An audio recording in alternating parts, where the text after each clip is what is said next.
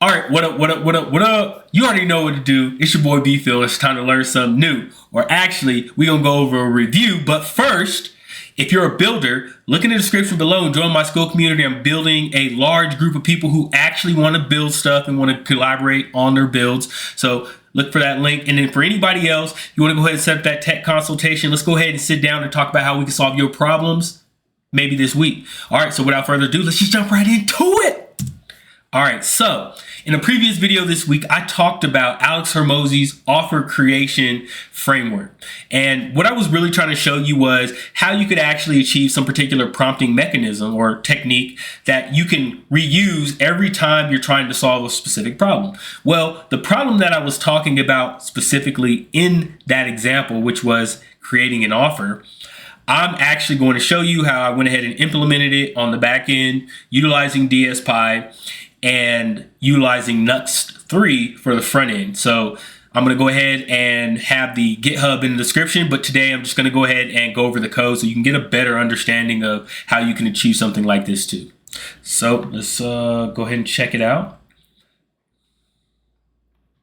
So first and foremost, whoops, that is the finished product. Let's go ahead and check this out first. So first, when you go ahead and navigate to the actual repository, you'll see that I went ahead and split up the files quite a bit. So I went ahead and moved the raw data or the one example into its own data folder. I went ahead and created separate models. So these are going to be your Pydantic models where you have the input for your FastAPI endpoint, and then of course the class for the problems, the sub-problems, the ejections, and the solutions. And then we have a class to put all of those together in one nice, neat bundle.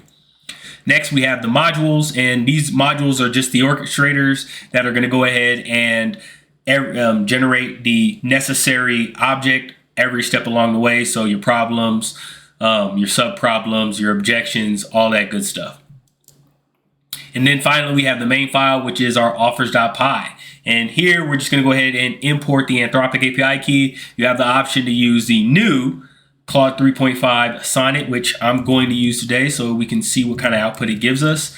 And then we have just a FastAPI endpoint where we can just hit this from whatever web source or HTTP source we're utilizing. So if that's Postman, or if it's the front end that I'm going to show you today, then that's that. So what I'm going to go ahead and do is show you the front end. And really, this is really quick. I just went ahead and made an endpoint that's going to hit this backend API. It has a generate route where we're just going to go ahead and send it a job description. And then it's going to display it in a slightly nice way, which I'm going to show you here in a second. And yeah, that's pretty much it. So let's just see it working. Okay, so first, when you're downloading this, what you want to go ahead and do is you want to go ahead and run it. So you want to go FastAPI dev, and then we're going to go ahead and run offers.py. Boom. And we have it booting up. Oh, nice, good to go. And then we're going to go ahead and run our front end, npm run dev. Boom. All right, we got a nice little front end loading up, and it's going to hit you with this real quick. Let's see after it loads. Okay, great. So right now you have this offer generator, and what you can do is you can paste in some particular customer problem, and it's going to generate for you. So let's go ahead and see what that looks like. And as you can see, we have this backend hosted. If you don't run this front end, you can utilize something like a Thunder client to go ahead and hit the endpoint as well. But today we're just going to use the front end that I built. So let's go ahead and get this customer problem. Boom. They're looking for a lot of stuff here. Looking for a lot. All right, we're going to paste that in here, and we're going to hit the generate.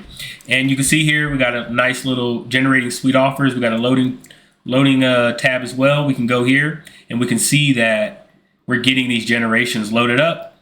And also you have, and actually this is a requirement, for this, you need to have a Langfuse instance, and it's going to go ahead and trace this on the back end. So you can see here, it's generating the problems, and it's going to start generating these sub problems as well.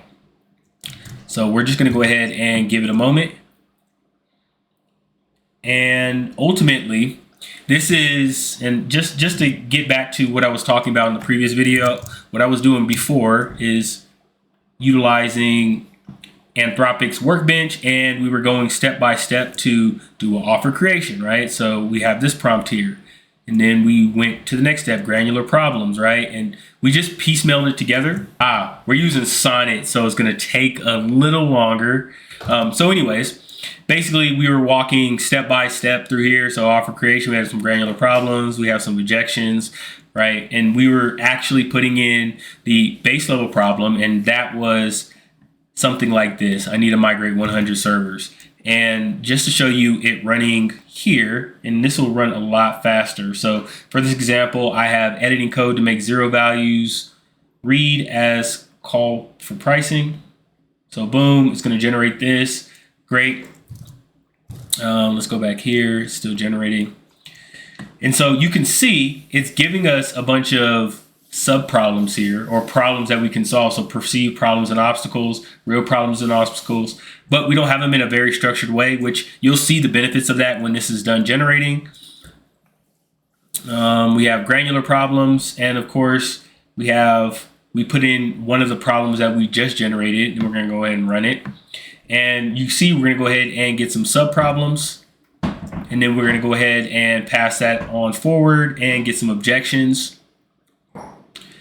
And then for the last and final step, we're going to go ahead and get some offers. And you can see done with you solutions, done for you solutions, and done by you solutions. So that's pretty much what this program aims to do. So now we're at the solution generation, the final step. And as you can see, we can kind of get a peek here.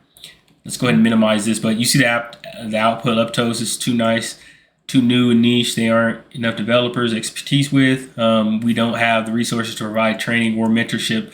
Leptos, our company isn't well known in the Rust community, making it hard to attract talent. So it's giving all these different objections that the actual client or customer could have.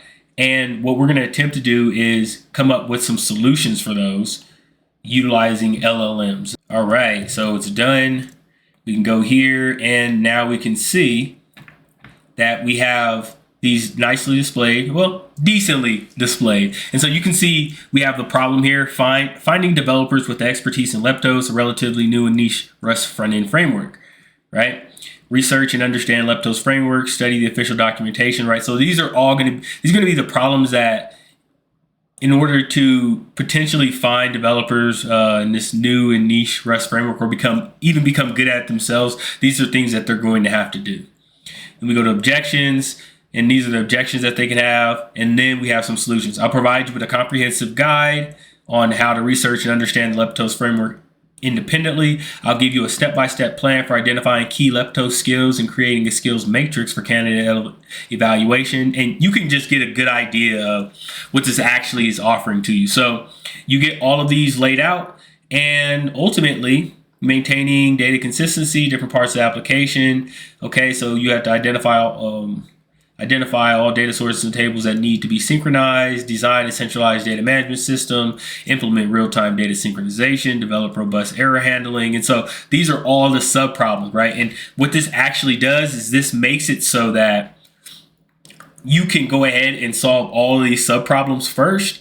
And then when you're proposing your particular offer, you can go ahead and already be confident that you can already solve these, but also speak to any objections that they may have, because you've already solved the sub problems and you already have a good idea of the objections that they may have to your particular offer.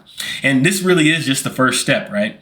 You can continuously refine this, use additional language, modify the words in the actual offer additional things, right? Make the actual risk lower and the offer more sweet. So, you know what it is. This is just the demo and the review. You can go ahead and find the code in the GitHub below. And as always, just go ahead and hit that subscribe button. If you like what you see, leave me a comment. Let me know what I could do better, or what would you like to see more of. And then, of course, hit that like or dislike button and let me know some additional feedback. But last but certainly not least, go out there and build something. It's your boy B-Phil. I'm out. Peace.